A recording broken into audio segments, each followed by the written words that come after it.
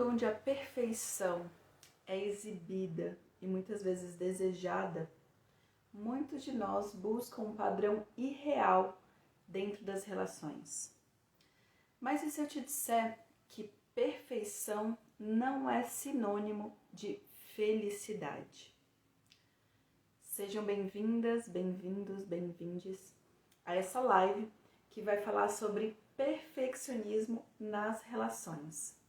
Eu já venho desenvolvendo esse assunto do perfeccionismo, inclusive sugiro a você que está chegando aqui de paraquedas que assista a live onde eu estou explicando o que é perfeccionismo, que não é autoaperfeiçoamento, muito diferente. Perfeccionismo é quando a gente coloca um padrão irreal, rígido, alto de desempenho na vida, em qualquer tarefa. E isso vai adoecendo a gente. E nessa live que eu falo sobre perfeccionismo, eu falo sobre as 5 principais dores do perfeccionismo. Pode ser que você encontre elas na sua vida, apesar de não se considerar perfeccionista. E eu também faço um quiz rápido com 5 perguntas para você perceber como que está o teu grau de perfeccionismo. Então, a partir dessa compreensão, a gente vai conversar um pouquinho sobre perfeccionismo nas relações hoje. Por que falar sobre perfeccionismo nas relações? Eu fiz um levantamento de alguns estudos científicos nessa área, estudos científicos de referência de ponta dentro da área de psicologia do comportamento. E a gente percebe que as pessoas perfeccionistas têm uma tendência, é até engraçado como a ciência muitas vezes nos mostra o óbvio, né? Mas tem uma tendência de ter comportamentos mais controladores que afetam negativamente a comunicação e o grau de intimidade nas relações. Então vamos lá. Pode pensar em todos os casais que você vê à sua volta e nos seus próprios relacionamentos íntimos. Quantas vezes comunicação foi um problema? Quantas pessoas eu já vi no consultório que se amam muito o outro parceiro, a outra parceira, mas mesmo assim não mantém um relacionamento saudável e às vezes chegam até a desenvolver relacionamentos tóxicos por conta da comunicação. Gente, eu costumo dizer que a comunicação é o esqueleto do relacionamento. O relacionamento só acontece se existe uma comunicação entre as duas pessoas. E aqui eu não estou falando só de comunicação verbal, apesar de que ela é importantíssima. Aí a gente pode entrar com os conceitos de comunicação não violenta. Mas eu também estou falando de comunicação não verbal, ou seja, aquela cara atravessada, aquele olhar distante, aquele... Sabe? Quando você diz com todo o seu corpo que você está desdenhando, ou está desgostando, ou está menosprezando o que uma outra pessoa está falando? Pois é. Esse tipo de comunicação também é considerada quando a gente está falando dessa dor do excesso de controle dentro dos relacionamentos. Se a gente for pensar, uma pessoa que é perfeccionista, ela já tem uma tendência de ter um alto padrão de rigidez esperado, de expectativa dela mesma. Obviamente, ela vai projetar isso na pessoa com que ela está se relacionando. E às vezes ela nem percebe, ela ou ele nem percebe que está com esse padrão muito elevado de exigência em relação ao outro. Então, por isso que é tão importante a gente conseguir comunicar os nossos medos. E aí eu já abro uma outra esfera de evidências científicas de que o perfeccionismo acaba com as relações, torna as relações tóxicas e abusivas, que é o perfeccionismo muitas vezes ele desperta, gera, intensifica sintomas de ansiedade, depressão e altos níveis de estresse nas pessoas. Bem, se eu estou vivendo uma depressão, se eu estou vivendo alto nível de ansiedade, se eu estou vivendo um alto nível de estresse, é natural que a pessoa com quem eu me relaciono sinta isso. Que a pessoa com quem eu relaciono, muitas vezes, desenvolva uma maneira automática de responder ao meu adoecimento. E essa maneira automática de responder ao meu adoecimento, a gente também pode chamar de defesa, né?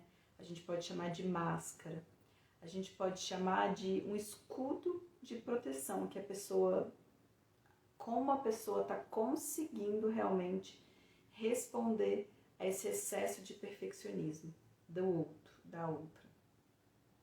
E isso afeta diretamente o grau de intimidade das relações. Agora pensa comigo, qual que é a coisa mais gostosa de estar dentro de um relacionamento? É a intimidade. Eu sei que muitas vezes a gente fala que intimidade, eu tenho um dizer muito engraçado, que a mãe de uma amiga minha sempre falava, que intimidade gera duas coisas, filho ou má educação. Eu achava isso tão engraçado, mas no fundo, eu acho que a gente pode entender a intimidade, o desenvolvimento da intimidade, como um espaço onde pode acontecer, onde é possível acolher, sim, a nossa falta de educação, mas o que eu quero dizer é essas partes nossas que são menos polidas, que são às vezes mais espontâneas, que muitas vezes é onde a gente vai mostrar os nossos reais defeitos. Então, o nível de intimidade que a gente tem com as pessoas realmente nos permite mostrar todas as nossas partes que a gente não mostra em qualquer lugar, que a gente não mostra em qualquer relação, que muitas vezes nem cabe em qualquer relação, realmente não cabe.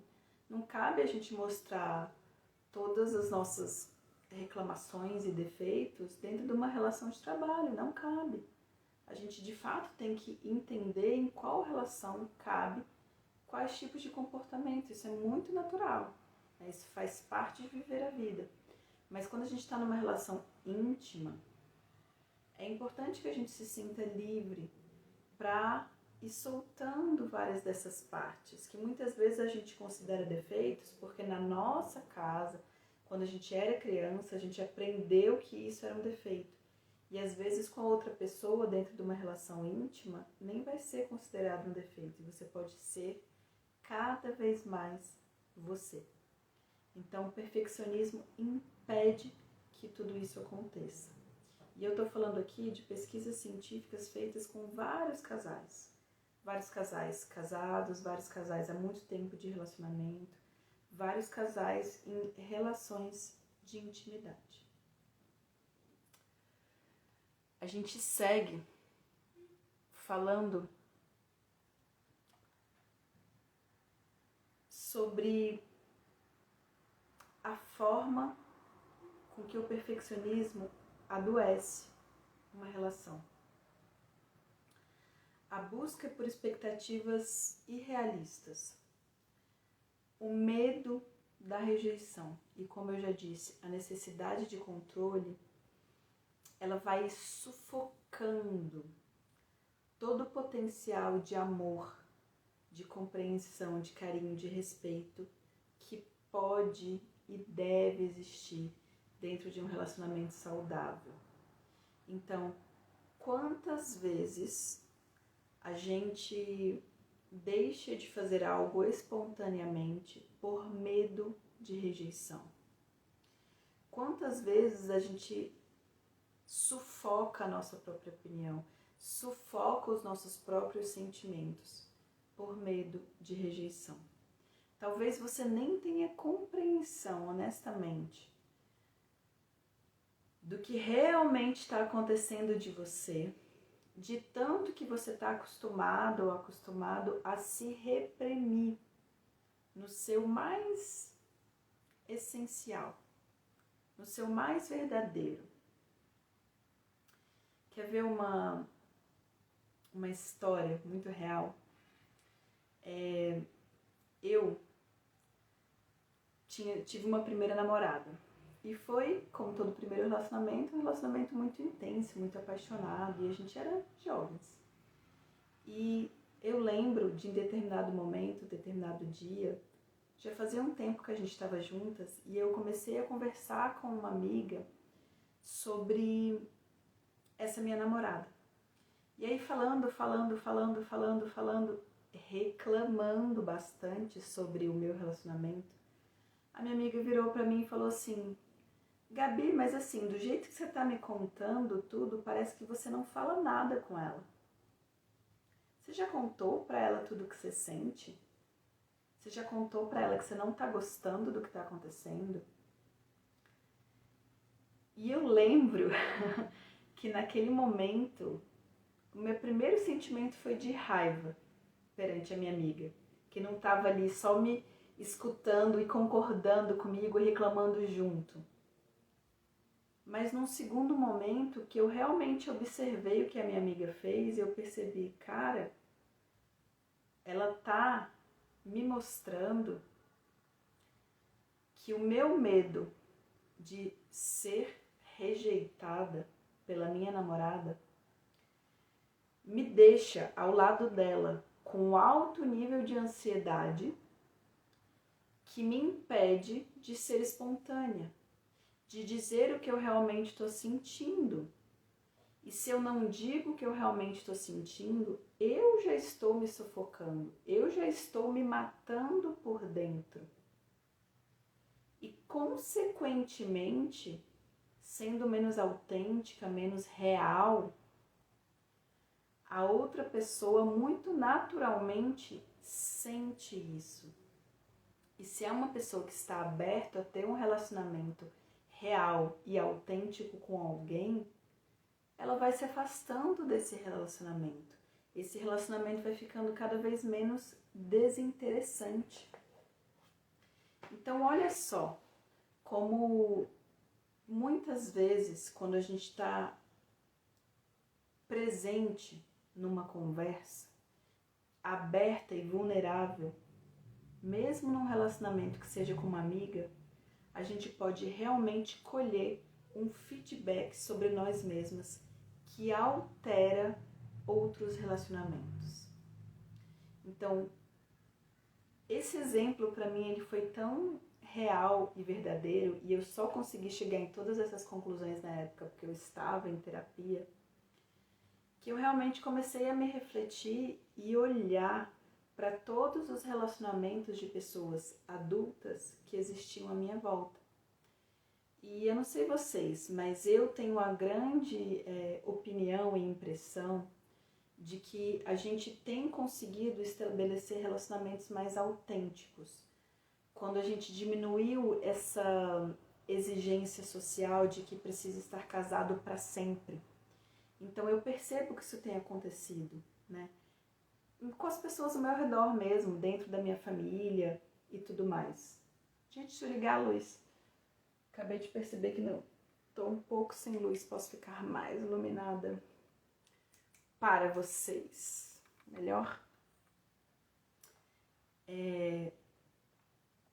Balançou tudo aqui agora.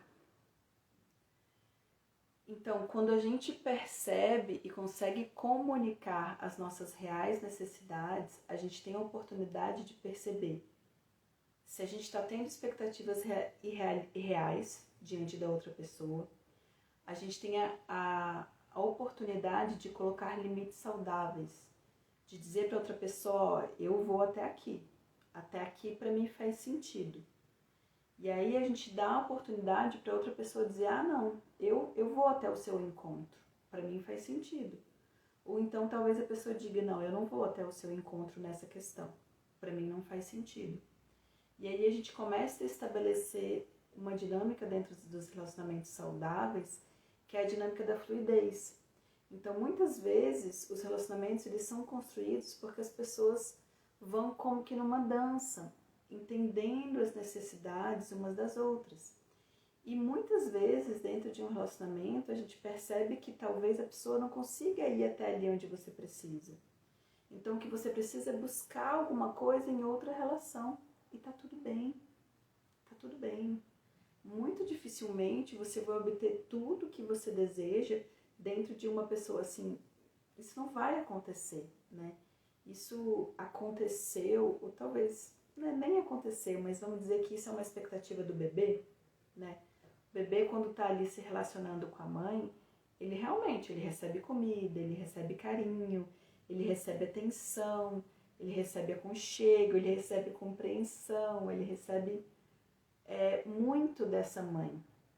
Mas muitas das vezes, se a gente for observar, esse bebê também recebeu muitas dessas coisas de outras pessoas do meio ambiente. Então, acho que eu posso dizer que com certeza a gente nunca recebe tudo de uma mesma pessoa. Então, isso já é uma grande expectativa irrealista, né? É uma grande ilusão mesmo. A gente está dentro de um relacionamento, principalmente um relacionamento duradouro, a gente tem que continuar se relacionando com outras pessoas em outras esferas para que a gente realmente tenha as nossas necessidades de relação satisfeitas.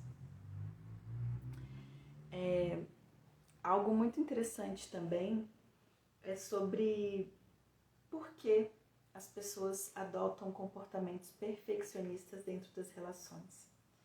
E aí, de acordo com o que eu pesquisei e olhei, eu percebi pressão social, insegurança pessoal e experiências passadas.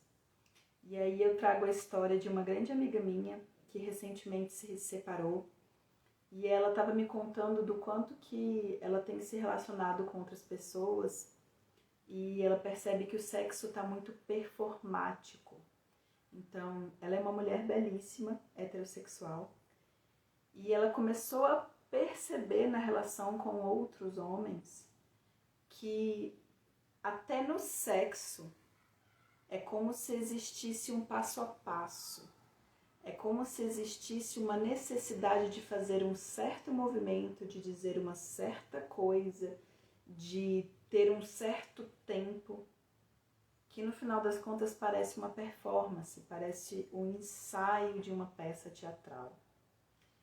Nossa, eu achei isso tão profundo, porque eu conversei com ela sobre o quanto que a gente quer passar essa imagem da perfeição ou de um ideal de ser até no momento do sexo, que é um momento tão íntimo, que é um momento de libertação, que é um momento de puro prazer, de gozo, de entrega. O que a gente está entregando num sexo performático? O seu próprio prazer, talvez até exista prazer, mas a gente fingir que está sentindo algo, ou pior do que isso, a gente acreditar que a gente precisa direcionar até o nosso corpo para além dos nossos pensamentos e sentimentos, para satisfazer a vontade do outro, para ser aceita pelo outro dentro de uma relação. Isso é muito sintomático da nossa sociedade. Então, se isso está acontecendo no sexo, imagine no restante da relação. Então, eu acho que a gente vive tempos onde realmente essa imagem da perfeição, ela está sendo tão propagada que cada vez mais a gente fica acreditando nela e a gente fica colocando a nossa autenticidade, a nossa verdade num lugar reprimido, guardado, muitas vezes até esquecido. Quantas pessoas eu não recebo no consultório que me dizem que não lembram mais do que realmente gostam de fazer, não sabem mais. Às vezes não sabem porque não cultivaram e às vezes não sabem porque simplesmente estão tão afundadas no que elas precisam ser, no que disseram para elas que elas deveriam ser, que elas se esqueceram de que elas realmente são. E isso tem muito a ver com perfeccionismo. E é por isso que eu estou falando tão diretamente essa palavra. Porque eu também tenho percebido que as pessoas não percebem que estão tendo comportamentos perfeccionistas. Não percebem que estão tendo altos padrões de desempenho e rigidez ilusórios, elevados nas suas relações. E elas vão sendo adoecidas e elas ficam num estágio de torpor, né? Tipo, nada dá certo pra mim, todos os homens são ruins, e assim, gente, você tá olhando pra você tá fazendo o seu dever de casa, o seu autocuidado, o seu autoconhecimento, porque se você tiver, você vai soltando algumas amarras do perfeccionismo e vai facilitando o caminho para outras pessoas. Ainda no assunto de sexo, recentemente conversando com uma outra amiga minha, e ela falando que estava se relacionando com um cara, e esse cara brincava com ela no meio do sexo. E ela disse que achou isso tão libertador, tão gostoso. O quanto você brinca dentro das suas relações. Mas eu não estou falando daquela brincadeira que só é engraçada para você. Eu estou falando daquela brincadeira que traz uma risada em conjunto. Estou falando dessa brincadeira. O quanto que você brinca nas suas relações. O brincar, ele fala de uma entrega. O brincar fala de um prazer vivido no momento presente, sem a expectativa de ter um produto de consumo no final. O brincar pode ser uma grande chave para os teus relacionamentos se tornarem saudáveis, felizes, gostosos. Falando um pouquinho agora sobre impactos negativos do perfeccionismo nas relações. Eu acho que o maior deles é realmente a falta de espontaneidade. E infelizmente a gente vê isso, né? Assim, o quanto que às vezes no início, na época da paixão, tava ali tudo se casando, né? E aí de fato essas duas pessoas se casam. E com o passar do tempo é necessário que você faça esse trabalho de autoconhecimento, de percebendo o que você quer mudar em você ou não, para que você não fique com esse padrão rígido, achando que 20 anos depois você tem que ter o mesmo corpo de 20 anos atrás, ou a sua companheira ou o seu companheiro, ou a mesma disponibilidade às vezes para o sexo, ou sabe assim, tanta coisa muda que é muito importante você ir cultivando a sua espontaneidade. E se tem uma coisa que o perfeccionismo detona, é a espontaneidade. Se você teve pais muito controladores, ou um pai ou uma mãe, você sabe exatamente do que eu estou falando.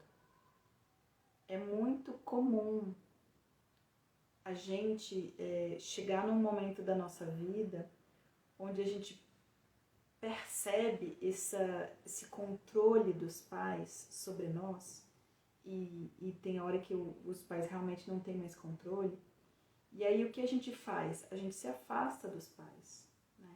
A gente se esconde, a gente cria ali um filho, uma filha aceitável para ir se comunicando com aquele pai, com aquela mãe controladora. Olha o risco da gente fazer isso dentro do nosso próprio relacionamento. Difícil, né? Mas é importante a gente encarar isso. Respira fundo, meu povo. Respira fundo, porque eu tô falando de uma coisa dolorosa. Eu já falei da falta de intimidade, e eu vou falar também dessa falta de...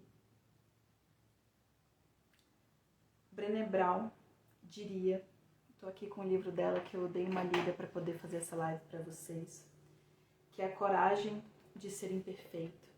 Ela diz nesse livro que a vulnerabilidade é sentir, que sentir é estar vulnerável.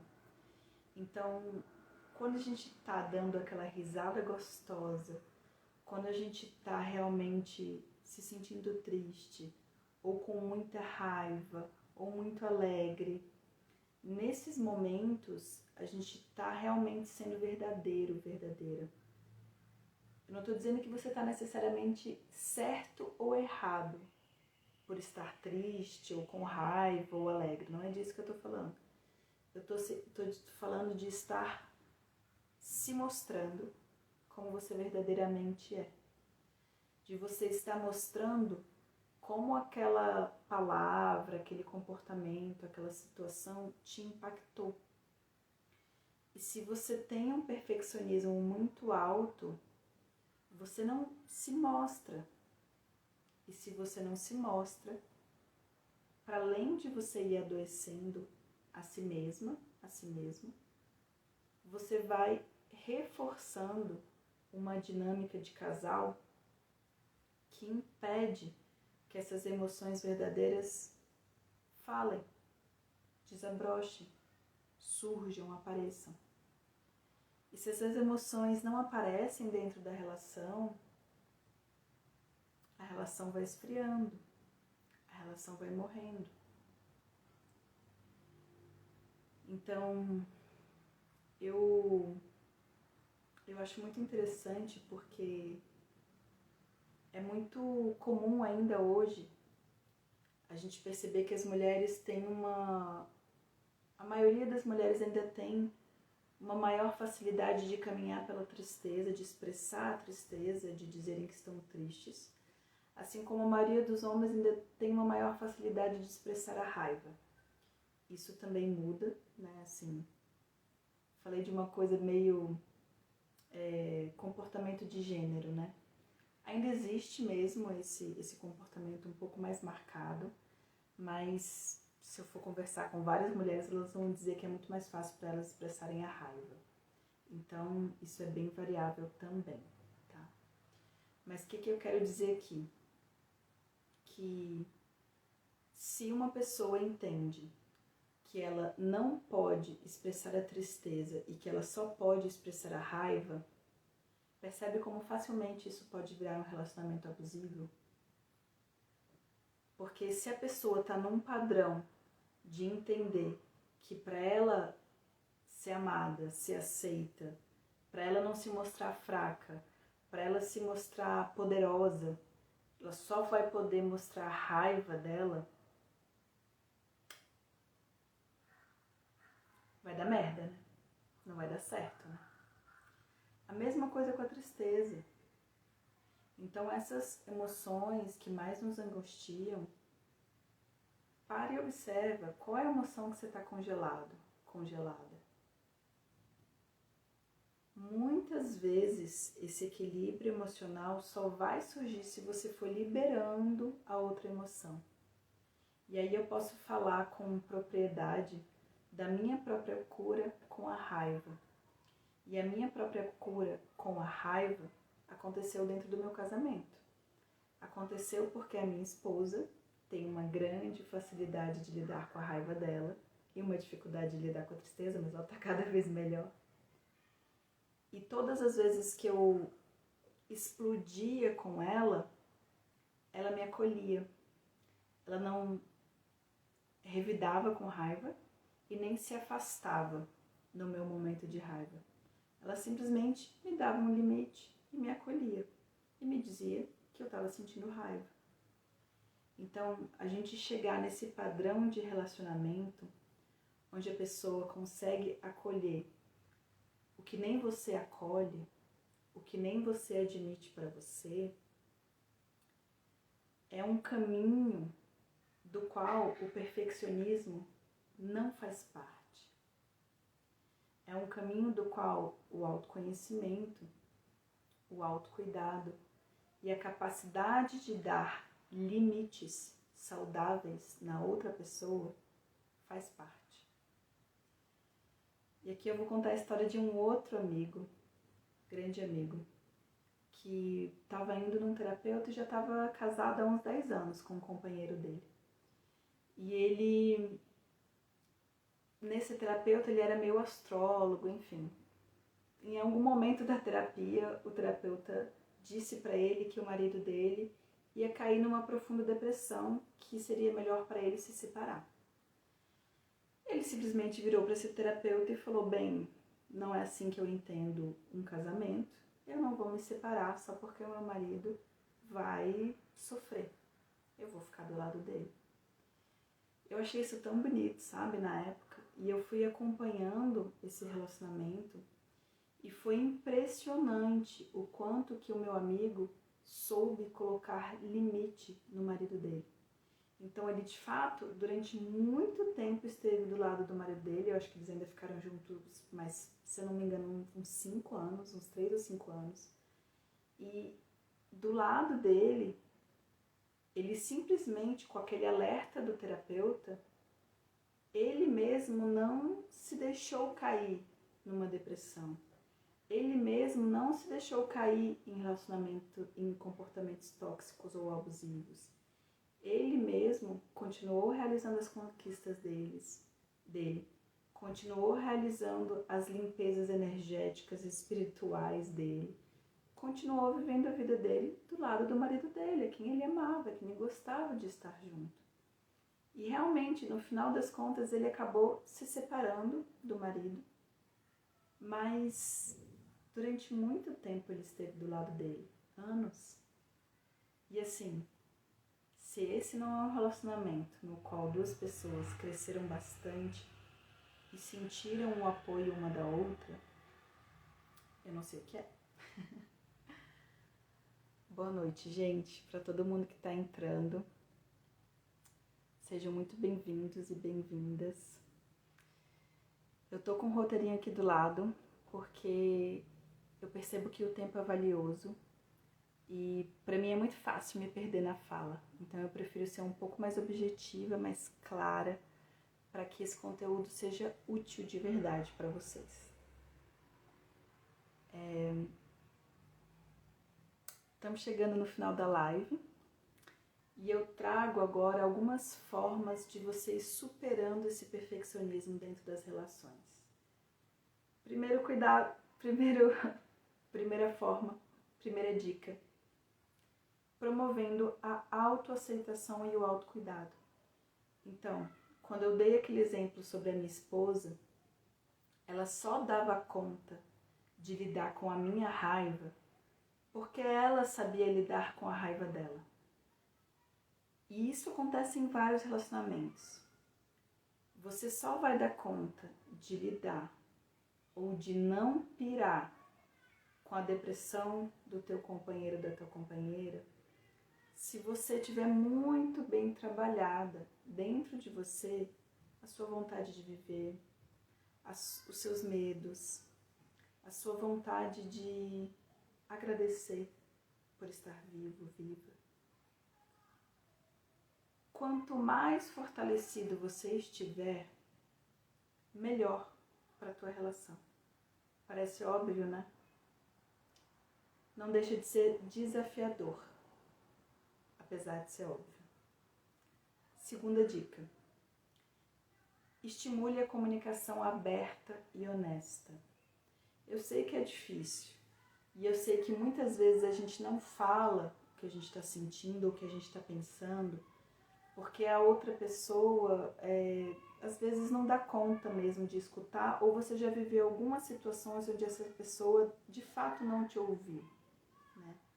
Então é claro que você tem que ir observando se está valendo a pena para você estar nesse relacionamento, mas se você quer tentar, eu falo isso muito para as pessoas dentro do consultório, se você quer tentar, se você está nesse relacionamento, você está decidindo estar nesse relacionamento, tenta de verdade, fala de verdade, abre de verdade como é que você está se sentindo.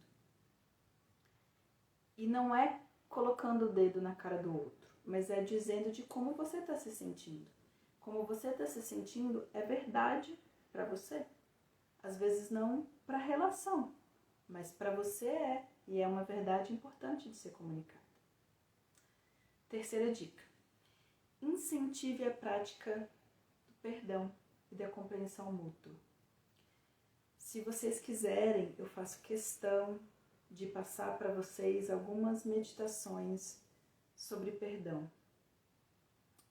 Isso pode parecer muito chocante, mas uma outra pesquisa científica maravilhosa que eu amo fala sobre pessoas que perderam, né, seus cônjuges. Então, pessoas que estavam casados, casadas e a outra pessoa morreu. E foi visto que as pessoas que lidam melhor com a morte dos seus cônjuges são as pessoas que estavam realmente bem resolvidas com o seu parceiro, com a sua pessoa, com a pessoa que estava casada. Então, o que eu quero dizer com isso? Se você tem alguma mágoa, se você tem algumas feridas da pessoa com quem você está se relacionando, se você não consegue resolver isso com outra pessoa e quer continuar no relacionamento, perdoe. Por você, não pelo outro, pela outra. Por você. Se abra para perdoar. Porque se você perdoa, você fica em paz. Tá? Isso é muito real. Quem já viveu isso sabe que eu tô falando de algo muito palpável e real. E se você tá muito magoado ou muito magoada com a pessoa que terminou com você, com a pessoa que você tá junto, com a pessoa que, enfim, vai pelo caminho do perdão, você vai colher muito mais frutos do que se você não perdoar. Quarta e última dica: limites saudáveis. Só que veja, é um crescente. Se eu me conheço, se eu me cuido, eu consigo colocar limites saudáveis. Se eu consigo me comunicar, expressar o que eu realmente estou sentindo, perceber o que eu realmente estou sentindo, eu consigo colocar limites saudáveis. Então, limites são muito importantes mesmo. Eu com certeza vou fazer uma live só sobre dizer não e colocar limites saudáveis. Mas essa daqui já está chegando ao final. Muito grata pela sua atenção. Eu espero muito que tenha te ajudado. E estou aberta de corpo e alma para todos os feedbacks que eu possa receber. Grande abraço. Beijo meditativos para você.